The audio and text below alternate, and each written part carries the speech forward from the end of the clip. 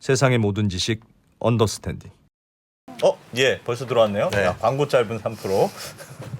네, 자 2교시 아주 여러분들이 좋아하시는 인기 폭발, 미모 폭발. 폭발. 해담경제연구소 예진 소장님. 해외 담당 해담. 네? 아니라니까요. 참.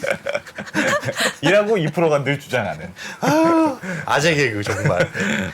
오예진 소장님 어서 오세요. 네, 안녕하세요. 네. 오늘 분위기 왜 이렇게 좋아요? 오늘 분위기 좋네요. 이상하게. 장수원 기자도 말도 너무 잘하고 제가 이렇게 서로 쳐다만 보고 있었다니까. 저녁이면 기분이 좋고 분위기도 좋아져. 오늘 뭐 장도 올랐잖아요. 안 기자님 표정도 네. 굉장히 한껏 상기돼 있고 그 밖에서 듣는데 평상시에 그 볼륨 데시벨보다 하나 더 위에. 높습니까? 네. 이거 너무 좋으면 이 프로님이 편히 못 쉬시는데. 그리고 지금 화면 보시면 아시겠지만 예. 얼굴 작은 두 분이 이렇게 나란히 계시니까 이전에는 그래도 바로 옆에 계셔가지고 좀 네. 이렇게 편안한 마음이 있었는데 네. 아니 이 자리에서 얼굴 작아 보이는 건 진짜 작은 겁니다. 제가 맨날 그래요? 여기 앉잖아요. 그런가요? 그래서 아주 불리한 그 자세에 있어요. 이 자리가 얼굴이 더 작게 보이는 자리거든요. 아니, 크게 보이는 자리거든요. 제가 그래서 이 자리가. 김현우 소장님 뵐 때마다 최근에 혹시 약손명가 다니냐고 약손명가. 뼈 마사지 뼈 하시냐고. 마사지. 그런 거 전혀 없고 무슨 다이어트 보조제 저 PPL 같은 거 들어오면 제가 그거 먹고 뺐다고 얼마든지 영혼을 팔면서 자본주의의 노예로 살 수 있습니다. 연락이 안 오네 근데. 그래서 얼굴 작으신 두 분 옆에 있어서 오늘 굉장히 부담스러워요. 네. 네. 오늘은 무슨 얘기? 어느 나라로 가봅니까? 오늘은 예. 제일 먼저 중국 한번 가보려고. 영하 네. 53도로 지금 난리 났다는 중국. 네. 예. 중국 얘기를 먼저 화면 먼저 보시겠습니다. 예. 이게 네. 중국이에요? 영어잖아요. 예, 중국이에요. 중국인 거랑 영어랑 무슨 상관이죠? 거리가 막 중국 같지 않아서. 네, 중국에 대한 편견이 중국인데 있나? 여기 지금 제목을 보시면 7,200억 달러 규모의 인플레이션 폭탄과 함께 하는 중국의 뭐 재개방 뭐 이런 뜻이거든요. 홍콩이네요. 근데 이 기사는 그러네요. 홍콩이라고 써 있네요. 이 기사는 중국 경제가 다시 재개가 되면서 네. 중국인들의 수요가 급증할 것 같은데 근데 이게 또 전 세계 인플레이션하고 또 요인으로 이게 작용을 할 수가 있다. 걱정이다. 예. 이런 내용의 기사예요. 예. 기사 내용의 근거는 노무라 증권의 보고서거든요. 네. 그 보고서에 이런 표가 실린 거죠. 이 표는 중국 가계저축의 순 증가, 그러니까 예금 증가폭을 보여주는 그래프예요. 근데 지난해 그 2022년 예금 증가폭이 한 18조 위안 정도? 그러니까 2021년에 한 10조 위안의 2배 수준이에요. 중국 사람들이 저축을 많이 하더라. 네. 근데 이걸 보고 노무라 증권이 중국 가계가 여기에는 이제 나와 있지 않지만 이걸 보고 추측 계산을 한 거죠. 네. 중국 가계가 한 7,200억 달러, 그러니까 한화로 하면 한 890조 원 정도의 초과 저축을 한 거다. 이걸 축적을 해놓은 거다라고 계산을 했어요. 왜요? 왜 돈을 많이 벌어서? 돈을 안 써서? 우리도 근데 그때 작년 말 정도 생각하면 금리 올라가면서 예. 예금들 많이 했잖아요. 네. 그런 거랑 뭐 비슷한 금리가 높아져서? 노무라 증권은 네. 사실은 불안 심리 때문이라고 생각을 하고 있어요. 그러니까 미국처럼 지원금을 많이 받아서 저축할 돈이 있어서가 아니라 중국 같은 경우에는 현금으로 지원금을 별로 주지 않았거든요. 거의 안 줬다고 보시면 되는데 네. 어떤 불안 심리 때문에 번 돈에서 더 많은 양을 저축한 걸로 보고 있어요.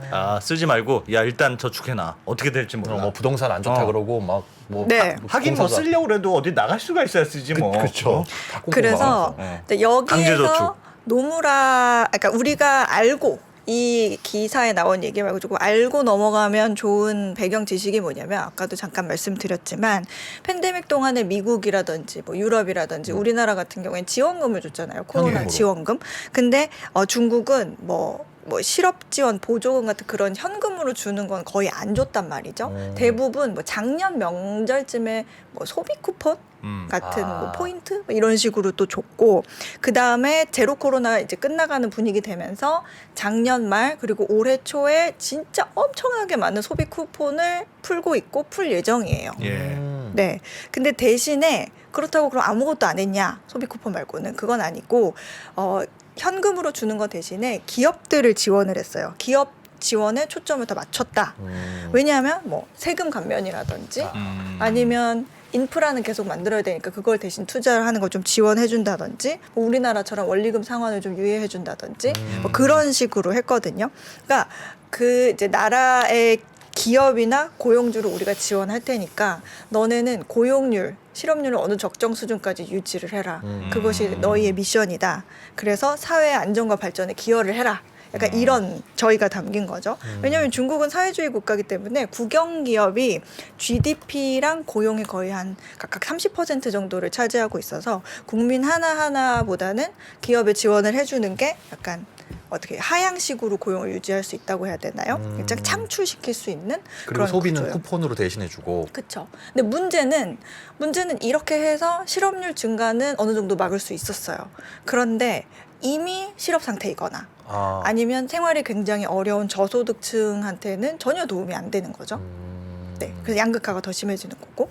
근데 좀 비교를 하면 미국 같은 경우에는 어땠어요? 예. 우리가 진짜 실제로 뿌린 지원금이 너무 많아가지고 그 진짜 저축이 많아서 문제였다면서요. 맞아요. 거의 한 2조 달러 이상의 잉여 가계 저축이 생겼어요. 그래서 어려움에서 조금 극복할 수 있는 사람들도 생기고 그래서 적극적인 통화 긴축에도 불구하고 소비가 어느 정도 있었단 말이죠. 네. 그런데 이제 기사에서 아까 보여드린 이 기사에서는 일부 전문가들은 이 중국의 저축과 미국의 저축은 원천이 다르기 때문에 중국에서 인플레이션으로 나타날 상황은 없을 거다. 이런 얘기도 있는가 하면 이 보고서를 쓴 노무라 증권의 이코노미스트들은 중국의 억눌린 수요가 급증했으면 좋겠다. 급증할 거다라고 하는 사람들은 조심해야 된다. 왜냐하면 금리 인상이 지금 완화된 상황에서 경제 재개가 일어났기 때문에 인플레이션은 다시 심해질 가능성이 있다라고 본 거예요. 아니 그렇죠. 그러니까 일단 저축은 많은데 지금 코로나는 풀리고 사람들은 밖으로 나오기 시작했어요. 근데 쌓아놓은 저축이 많다면서요. 그럼 당연히 많이 쓰겠죠. 비싸져도 내가 오랜만에 외식하러 나왔는데 좀 비싸도 사 먹자 하고 돈을 쓸 거 아니겠습니까? 네. 그러면 뭐 물가가 좀 높아질 수는 있겠죠. 저축을 쓰지 않는다고 하더라도 아까 소비 쿠폰 연말에 많이 뿌렸다면서요. 맞아요. 뭐 그것도 어쨌든 소비로 이어지게 되면 그렇죠. 그것도 영향을 미칠 수 네. 있을 것 같고. 그래서 제가 뭐 이런저런 자료들을 찾아보다가 요 국내 증권사 리포트인데 요 네. 표가 그냥 참고만 하시면 좋을 것 같아서 가져와 봤는데 예비적 저축 성향? 네. 이 파란색이 저축 성향이 빠르게 증가했고 소비는 좀 줄었고 저기 불안해서 저렇다는. 네, 투자도 확 줄었고 가계 소득 대비 지출을 더 줄였다. 네, 이런 표가 있어서 이건 참고차. 어쨌든 이제 다시 돌아와서 노무라 주장에 따르면 예. 그래서 중국이 올해 전 세계에 미칠 인플레이션의 그 충격이 두 가지 형태가 예상이 되는데 네. 하나는 아까 김현우 소장님이 말씀해 주신 것처럼 소비 쿠폰을 막 뿌리니까 강제 소비가 되는 거잖아요. 그거는 무조건 쓰고 그쵸? 죽어야지. 그러니까 그 물려줄 수도 없는 거잖아요. 그게 말이 돼? 쿠폰을 뿌렸는데 안 쓰는 게? 안 쓰는 게 말이 돼? 그러니까 어쨌든 상품 가격을 상승시키는 요인이 될 거라서 예. 수요 쇼크가 뒤따를 수 있다. 그거 끔찍하네. 그런 식으로 나타날 거다. 네. 왜냐하면 지금 코로나도 굉장히 심했기 때문에 공장 닫거나 인력이 부족한 곳이 많잖아요. 그렇죠. 그런데 그런 상황에서 수요가 막 몰리면 가격이 더 올라갈 수 있는 상황이 또 생기겠죠. 그리고 쓸 수 있는 환경도 아니었잖아요. 제로 코로나 한다고 꽉꽉 막아놨다가 이제야 풀기 시작하는데 그리고 또 하나는 이제 중국인들의 관광도 그런 요인 중에 하나로 봤어요. 형태 중에 하나로.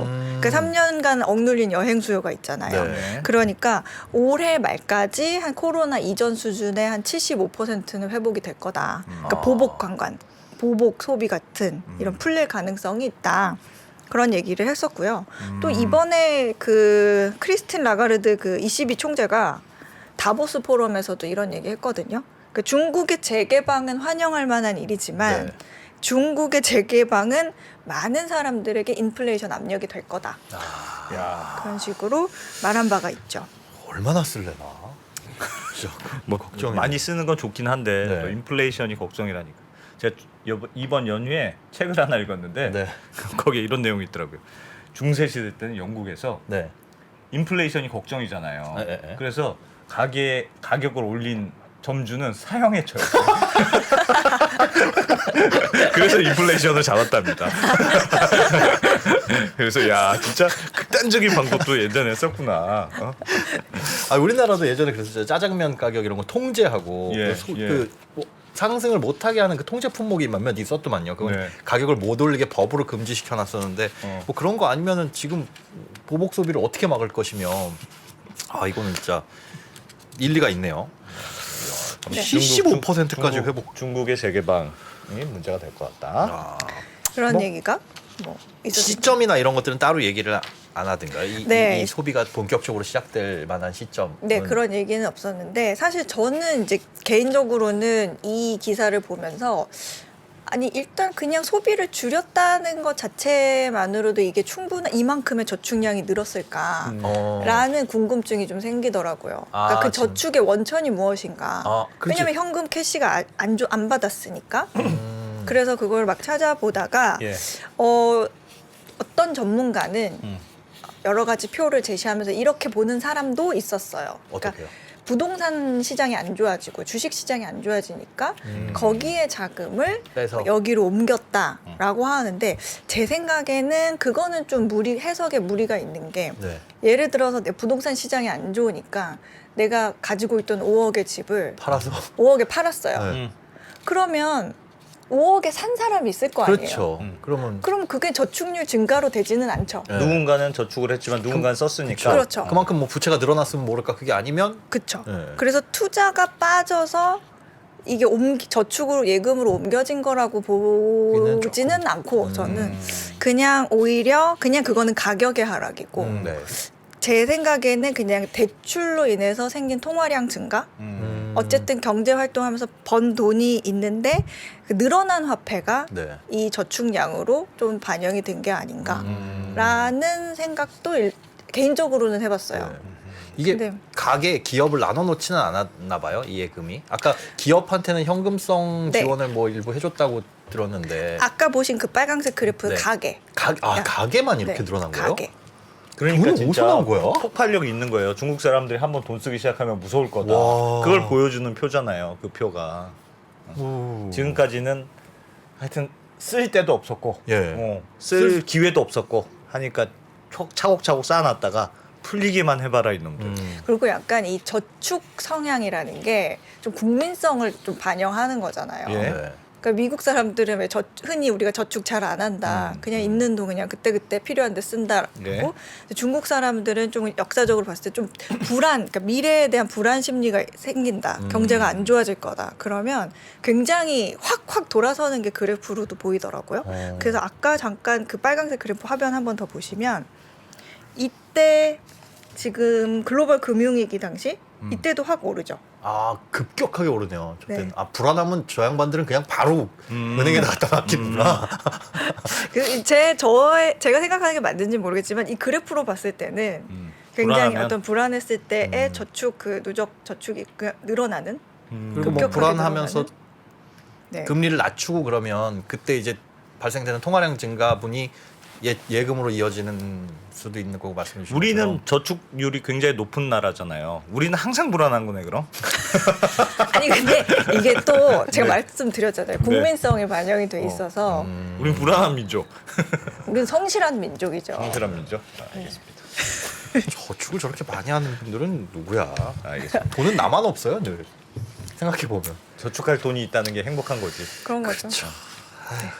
알겠습니다. 네. 다음 보겠습니다. 뉴스로 넘어가 볼까요? 네. 화면 한번 더 보겠습니다. 이거는 브라질과 아르헨티나가 예. 공통 통화를 준비하기 시작했다.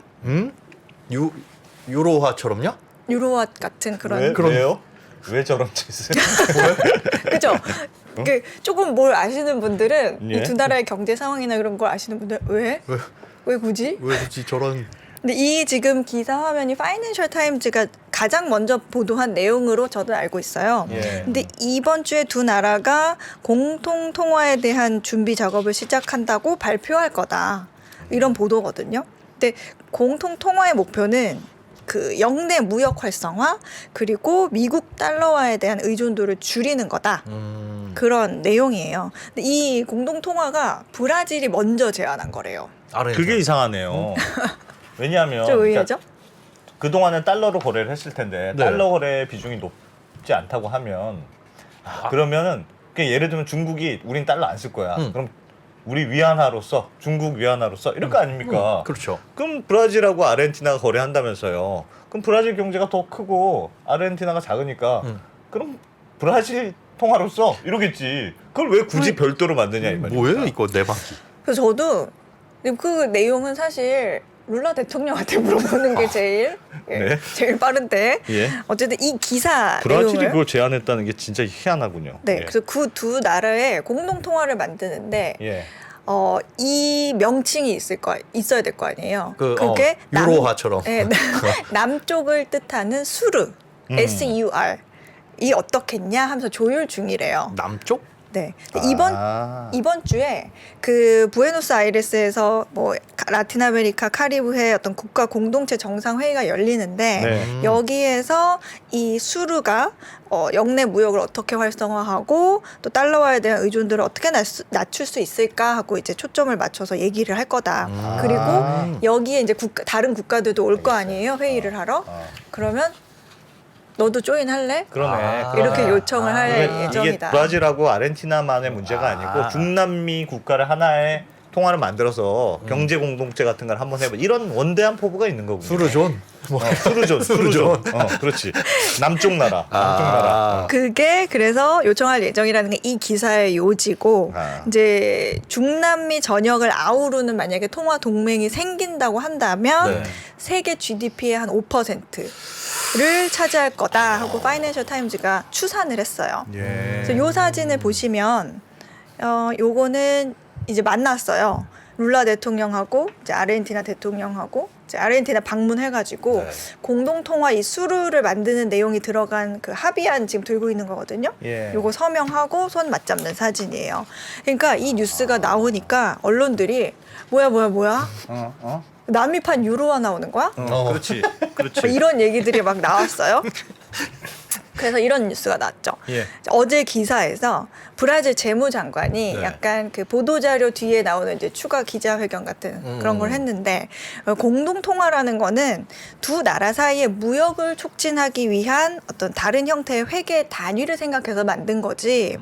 각국의 통화를 아예 대체하겠다는 의미는 아니다. 각자 나라에서는 원래 있던 뭐 헤아라 이런 거 다 쓸 거다. 각자 나라에선 쓰고. 아니 그래서- 유로화도 처음에 그렇게 했어요. 그죠. 그래서 유로화 만든 다음에 네. 유로화도 쓰고 뭐- 프랑스는 프랑스대로 또 쓰고 독일은 마르크도 쓰고 한동안 그렇게 하다가 점진적으로 없어졌죠 뭐.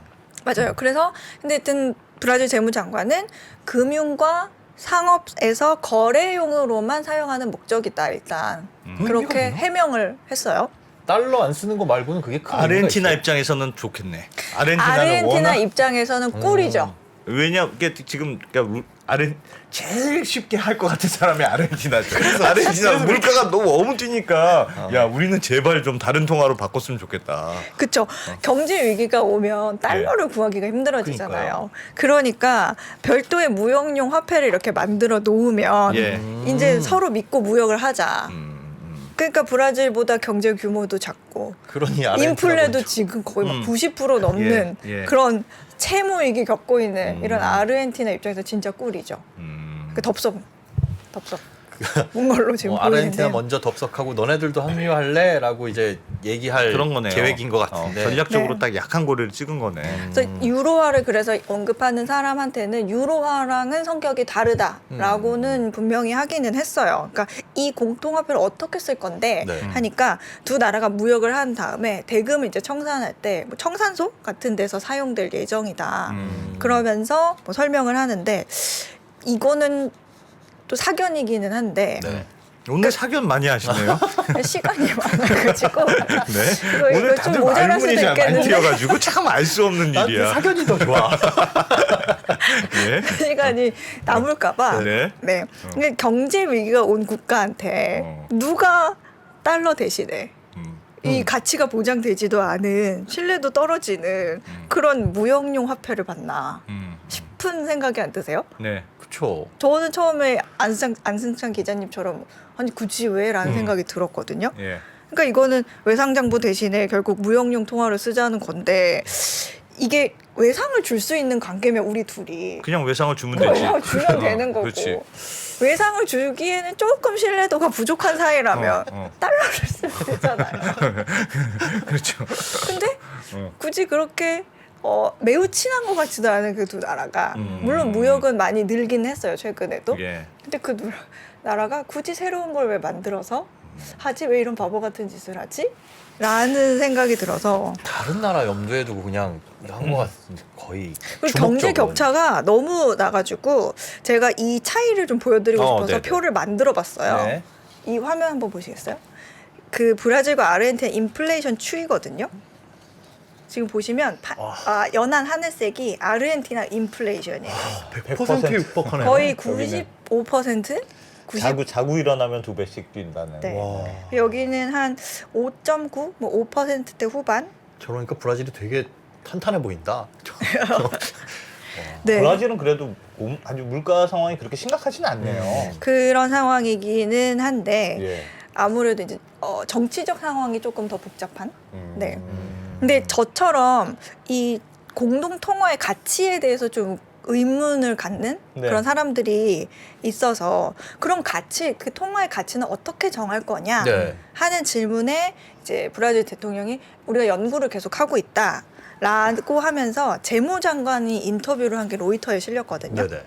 이 부분인데 새 화폐의 가치가 어떻게 평가될지 아직 논의는 되지 않았는데 여기 이제 밑줄친 부분 보시면 브라질 정부는 스테이블 코인을 참고하고 있다.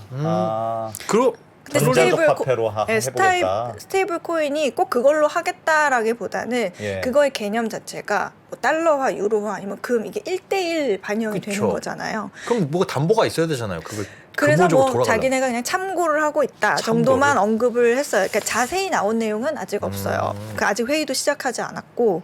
근데 사실 이 지금 공동통화 얘기는 지금 처음 나온 얘기가 아니라 예. 2019년에도 있었어요. 대통령이 다를 때. 아 그때도 브라질에서 그때도 있었어요. 근데 그때 이제 보우소나루 대통령하고 뭐 마크리 그 아르헨티나 대통령하고 만나서 페소와 헤알 통화 공동체를 만들자. 이런 구상을 했었는데 브라질 중앙은행이 좀 뜨뜨미지근한 좀 우려 섞인 반응을 보이면서 이제 이렇게 진전이 없었어요. 그리고 더 그 이전에 1987년에도 가우초라는 이름으로 공동 통화를 만들자. 그걸 협정까지 체결을 했는데 예. 또 안 됐어요. 그래서 뭐 그런 얘기들이 계속 나오는 가운데 이번에도 그러면 뭐 이슈는 되겠지만 안 될 가능성이 높을 수도 있겠네요. 네, 그냥. 그래서 지금 이 모습에 대해서 경제학자들이 굉장히 비웃고 있다. 아니면 이거는 어떤 정말 경제 공동체로서 뭐 발전을 모색하려는 것보다는 어떤 정치적인 포장의 그런 의미다. 둘 다 굉장히 좌파 성향이 이제 지금 핑크 리본이라고 해가지고 딱 좌파 성향이 딱 잡았으니까 어떤 정치적인 커버가 있는 그런 내용이다라고 해석하는 사람도 있거든요. 그래서 요 기사 제가 화면 하나 더 보시면 예. 요거는 남미 공동통화 아이디어를 두고 경제학자들이 비웃는다. 라는 기사도 있어요. 근데 이런 아이디어가 현실화되기에는 너무 많은 장애물들이 있다는 건데 제일 뭐라고 큰 게 했냐면 뭘까요? 장애물. 이 사람이 한 트윗을 한번 보실까요? 그 모하메드 그 알리안츠 수석 그 엘 에리안이라는 사람인데 네. 모하메드 엘 에리안이라는 알리안츠 수석 경제 고문 겸 뭐 블룸버그 오피니언 칼럼니스트래요. 이 사람이 이게 더 나은 결과로 이어질 수도 있는데 가능성과는 거리가 멀다. 어느 나라도 이걸 성공시키고 다른 나라를 끌어들일 초기 조건이 없다. 이 계획이 바랄 수 있는 최선은 경제 개혁을 위한 정치적 포장을 만들어내는 거다.